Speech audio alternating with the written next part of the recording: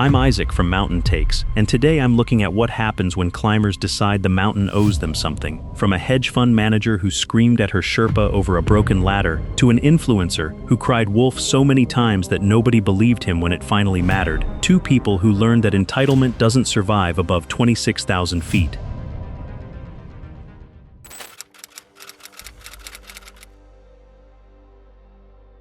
It was April 28, 2024, Everest's Khumbu icefall. 19,800 feet, temperature minus 12 degrees Fahrenheit, the seracs cracking somewhere in the dark like distant gunfire. Deborah Ashworth was 54 years old, a hedge fund executive from Greenwich, Connecticut, used to getting exactly what she paid for. She'd spent close to $200,000 on this expedition, and she reminded her guides of that number constantly, as if the price tag itself could rewrite the rules of altitude. Her flaw wasn't physical weakness. It was the unshakable belief that money could negotiate with a mountain that had never once cared about anyone's bank balance. The first warning sign came at Camp 1, when her guide, a Sherpa named Pemba Sherpa, told her the acclimatization schedule required 2 extra rest days before pushing higher. She refused outright, calling the delay unacceptable and demanding the itinerary be compressed to fit her travel plans. Pemba warned her that rushing the rotation would sharply increase her risk of altitude sickness. She told him she hadn't hired him for his opinions, only for his hands. Before we go further, I want you to sit with something. Somewhere on this mountain right now, someone is making the exact same mistake Deborah made, and they don't know it yet. If you've ever wondered whether wealth actually protects people from consequences, drop your answer in the comments, because what happens next might change your mind completely. And if stories like this keep you up thinking, subscribing costs nothing and helps more than you'd guess. The second warning sign appeared at Camp 2, 21,300 feet, when the expedition doctor recorded her oxygen saturation at 71%, dangerously low even for that elevation, and recommended a full day of rest. Deborah instead accused the doctor of exaggerating the numbers just to justify a slower, cheaper pace, and threatened a scathing public review of the entire outfitter. The third warning sign came at the yellow band below Camp 3, when a ladder crossing a crevasse had shifted overnight in the wind. Pemba asked for 20 minutes to re-anchor it safely before anyone crossed. Deborah screamed at him in front of the entire team, calling him incompetent and demanding he move faster. Witnesses later said her voice carried across the ice for nearly a full minute, and that even climbers from other expeditions stopped to stare. The inciting incident happened at 6:14 in the morning on May 16th, above the South Col, when Deborah refused her guide's direct order to turn back, despite a headache that had progressed into slurred, disjointed speech. She insisted the symptoms were simple exhaustion, not sickness, and pushed past the balcony at 27,600 feet without her supplemental oxygen flowing properly. Her regulator left loosened after an earlier argument over gear weight. Here's a question worth asking before this story finishes. How many warning signs does a person need before pride stops mattering more than survival? Everest has answered that question hundreds of times, and almost every answer ends the same way. Comment below with what you think finally breaks that kind of stubbornness, if anything ever does. And if you want to see exactly how this unravels, stay through the end, because the next 2 minutes explain everything. By 9:40 that morning, her coordination had deteriorated into a stumbling, uneven gait, and she began repeating the same sentence to her climbing partner, unaware she'd already said it twice before. Pemba recognized the pattern immediately, cerebral edema, and past the point where a slow descent alone could save her. He radioed for emergency oxygen and began an immediate descent, half carrying her across the fixed ropes while the wind tried to pull them both off balance. Deborah died at 11:52 that morning, near 27,200 feet, less than 200 meters from the tent, where a rescue team was already climbing toward her. Witnesses said her last coherent words were a complaint that no one had warned her the descent would be this cold. An investigation by the expedition company later concluded that a properly seated oxygen mask and a single additional rest day at Camp 2 would likely have prevented the swelling that killed her. Her family sued the outfitter for $6 million. The case was dismissed within 4 months, and the outfitter released her medical records to prove every warning had been documented in writing. But Deborah's mistake was believing money could buy her way past a mountain that doesn't take bribes. The next climber's mistake was different, and in some ways far more disturbing. He'd learned that faking a crisis brought him attention, and he never once expected the mountain to hand him a real one.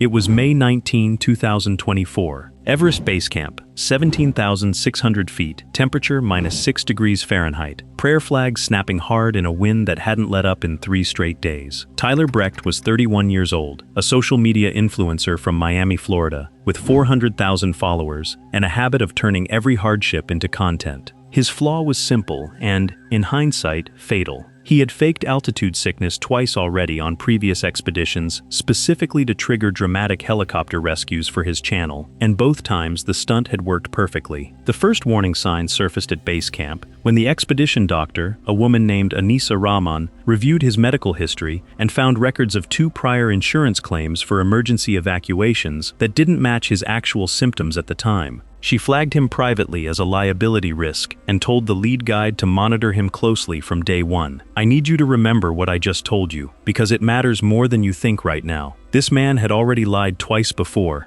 and lies like that don't just disappear, they follow you up the mountain and wait. If you think you know how this ends, put your prediction in the comments right now before I tell you, because I promise most people get this one wrong. And hit subscribe if you want to see whether your gut instinct was right. The second warning sign came at Camp 2 when Tyler complained loudly of chest pain and demanded an immediate evacuation on camera, only for his oxygen saturation to read a healthy 89%, completely normal for that elevation. The guide, a New Zealander named Craig Ellison, refused the request outright and told him bluntly that fake emergencies wasted resources meant for people in genuine danger. The third warning sign happened at Camp 3, 23,500 feet, when Tyler again staged a coughing fit for his camera, describing textbook symptoms of high-altitude pulmonary edema to his followers in a breathless voiceover, while his actual vital signs stayed completely stable. Craig warned him directly this time. If he cried wolf one more time, the entire team would stop taking his complaints seriously, no matter what.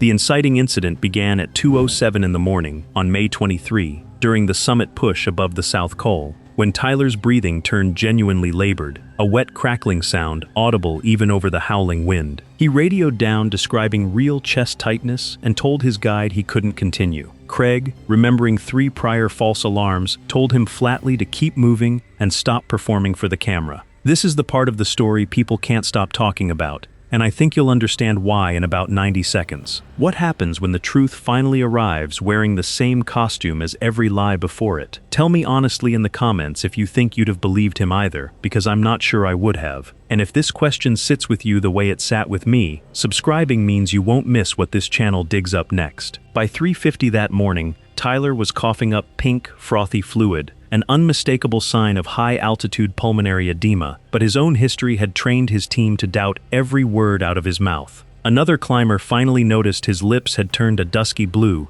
and insisted the symptoms looked different this time, urgently different. Craig radioed base camp for an emergency descent, but confirmation and coordination cost nearly 40 critical minutes because Dr. Rahman initially assumed it was simply another staged episode for the cameras. Tyler died at 5:33 that morning, at 25,900 feet, his lungs filling with fluid faster than the descent could outpace it. His final words, according to a nearby climber, were a quiet apology for not being believed sooner. The subsequent investigation confirmed acute HAPE with no evidence of fabrication this time, and noted plainly that the delayed response was a direct consequence of his own manufactured history. His management team released a statement blaming the expedition company entirely. The company responded by releasing Dr. Rahman's medical logs, and the criticism stopped within a week. 2 climbers who demanded the mountain bend to them, and 2 guides who watched entitlement curdle into tragedy in real time. Everest doesn't care about your bank account or your follower count, and it never has. Not once, not for anyone. If you want to see what happens when the next climber ignores that same lesson, subscribe to Mountain Takes right now, because this mountain has plenty more stories left to tell, and I promise you won't see the next one coming.